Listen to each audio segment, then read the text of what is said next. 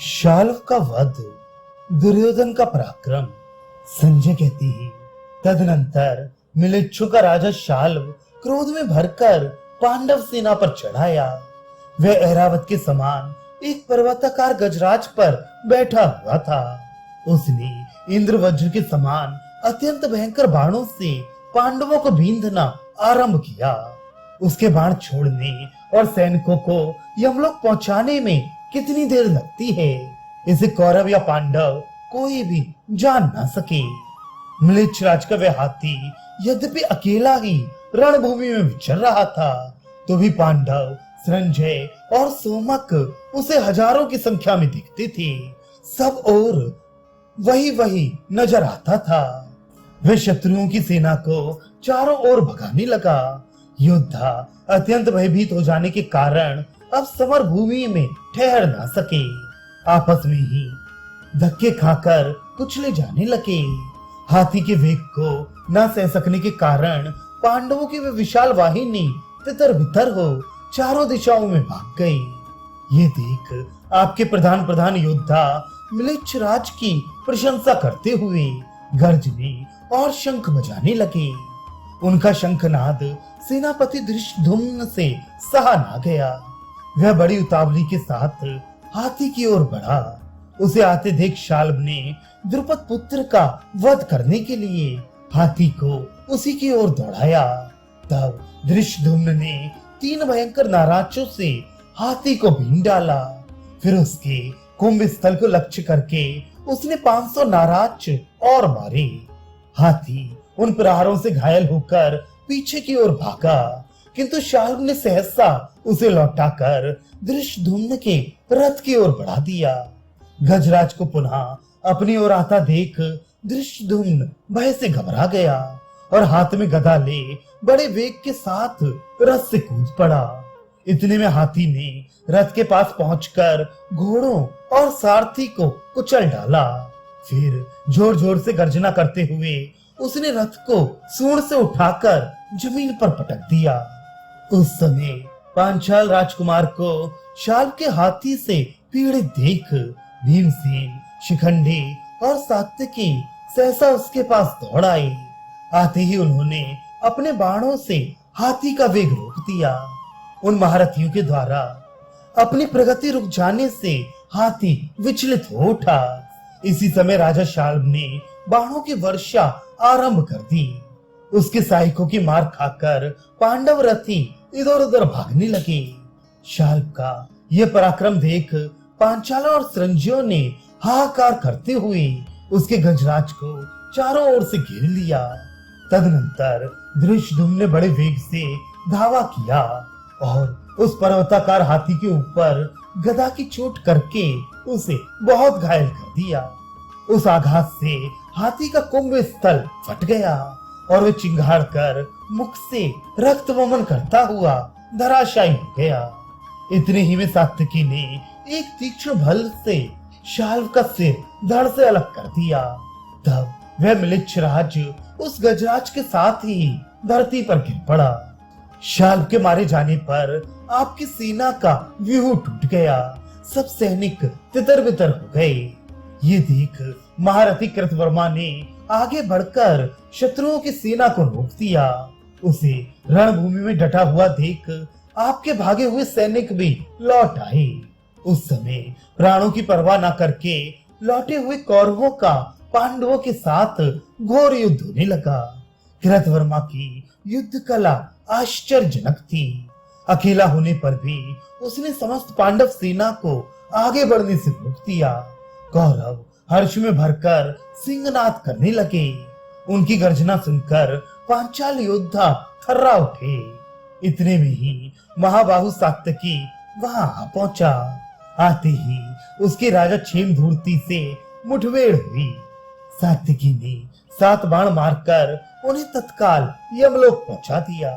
ये देख कृतवर्मा ने बड़े वेग से सात्यकी पर धावा किया। फिर दोनों महारथी एक दूसरे से भिड़ गए। थोड़ी ही देर में उस युद्ध ने बड़ा भयंकर रूप धारण किया। अब पांडव और पांचाल योद्धा दूर खड़े होकर दर्शक की भांति तमाशा देखने लगे। कृतवर्मा ने 4 तीखे बाणों से सात्विकी के चारों घोड़ों को बींध डाला। इससे सात्विकी को बड़ा क्रोध हुआ। उसने भी 8 सहायकों से कृतवर्मा को घायल कर दिया। तब कृतवर्मा ने सात्विकी को 3 बाणों से आहत करके एक बाण से उसका धनुष काट दिया। सात्विकी ने कटे हुए धनुष को फेंककर दूसरा उठाया और कृतवर्मा के पास पहुंचकर 10 बाणों से उसके सारथी तथा घोड़ों को मौत के घाट उतार दिया। फिर रथ की ध्वजा भी काट डाली। अब कृतवर्मा के क्रोध की सीमा न रही। उसने सात्विकी को मार डालने की इच्छा से उस पर शूल का प्रहार किया, किंतु सात्विकी ने अपने तीखे बाणों से उस शूल को चकनाचूर कर दिया। कृतवर्मा हक्का बक्का सा होकर देखता रह गया। कृतवर्मा को इस दशा में पड़ा देख कृपाचार्य दौड़े आए और उसे अपने रथ में बिठाकर रणभूमि से दूर हटा ले गए। सात्विकी रण में डटा रहा और कृतवर्मा रथहीन हो गया। ये देख दुर्योधन की सेना में फिर से भगदड़ मच गई, परंतु उस समय इतनी धूल उड़ रही थी कि कुछ दिखाई नहीं पड़ता था। इसलिए आपके सैनिकों का भागना शत्रुओं को विदित नहीं हो सका। सबके भागने पर भी दुर्योधन वहां डटा रहा। वह बड़े वेग से शत्रुओं पर टूट पड़ा और अकेला होने पर भी समस्त पांडव योद्धाओं को उसने आगे बढ़ने से रोक दिया। यही नहीं, उसने शिखंडी, द्रौपदी के पुत्र केकय, सोमक तथा संजय, इन सब योद्धाओं को अपने तीखे बाणों का निशाना बनाया। शत्रु पक्ष का एक भी घोड़ा, हाथी, रथ या मनुष्य ऐसा नहीं था जो दुर्योधन के बाणों से अछूता बचा हो। जैसे धूल से सारी सेना ढकी हुई थी, वैसे ही उसके बाणों से भी ढकी दिखाई देती थी। उस समय दुर्योधन ने सारी पृथ्वी को बाणमय कर दिया था। आपके या शत्रु पक्ष के हजारों योद्धाओं में वे एक ही मर्द था। उस युद्ध में आपके पुत्र का अद्भुत पराक्रम देखा गया। समस्त पांडव एक साथ मिलकर भी उसे पीछे न हटा सके। उसने युधिष्ठिर को 100, भीमसेन को 70, सहदेव को 5, नकुल को 64, धृष्टद्युम्न को 5, द्रौपदी के पुत्रों को 5 तथा सात्विकी को 3 बाणों से घायल कर दिया। साथ ही एक भल्ल मारकर उसने सहदेव का धनुष भी काट डाला। सहदेव ने वह कटा हुआ धनुष फेंक दिया और दूसरा विशाल धनुष हाथ में लेकर दुर्योधन पर धावा किया। उसने 10 बाण मारकर दुर्योधन को भीन डाला। तत्पश्चात नकुल ने 9, सात्विकी ने 1, द्रौपदी के पुत्रों ने 73, धर्मराज ने 5 और भीमसेन ने 80 बाण मारकर उसे खूब पीड़ा पहुंचाई। इस प्रकार चारों ओर से बाणों की बौछार होने पर भी दुर्योधन ने पीछे पैर नहीं हटाया। उस समय उसकी फुर्ती, उसकी सफाई तथा उसकी वीरता सब सीमातीत दिखाई पड़ता था। इसी समय शकुनी ने युधिष्ठिर के चारों घोड़ों को मार डाला और उन्हें भी बाणों से पीड़ित किया। तब सहदेव राजा को अपने रथ पर बिठाकर रणभूमि से दूर हटा ले गया। थोड़ी ही देर में दूसरे रथ पर सवार होकर युधिष्ठिर पुनः आ पहुंचे और उन्होंने शकुनी को पहले 9 बाण मारकर फिर 5 बाणों से बीन डाला। इसके बाद वे बड़े जोर से गर्जना करने लगे। उधर उलूक चारों ओर बाणों की बौछार करता हुआ नकुल पर जा चढ़ा। तब नकुल ने भी बाणों की बड़ी भारी वर्षा की और शकुनी पुत्र उलूक को चारों ओर से ढक दिया।